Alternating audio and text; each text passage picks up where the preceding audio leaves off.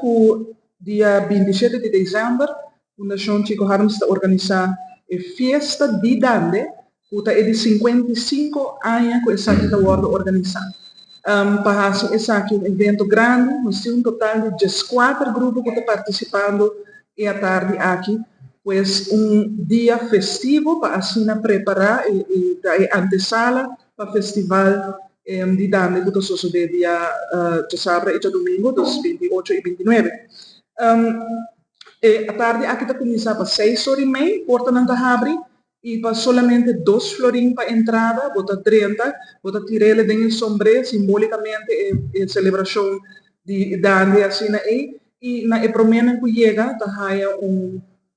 brindis com cucuy e também boio, maneira da parte de nossa tradição e nosso costume. Pois uma tarde seguro para celebrar com a família, bem cultura gente e nos evento aqui não é possível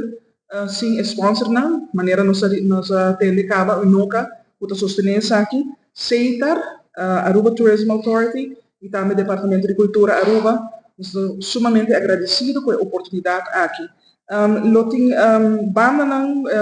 tá roupa para mencionar, pero seguro tá dia de bem celebrar junto com a Fundação Chico Harms na centro de Barrio Brasil, 16h30 da tarde, solamente 2 florins para entrada. Barrio Cochina lota bom sortir e assim nós preparar para durante o weekend de celebração de Festival Landidade.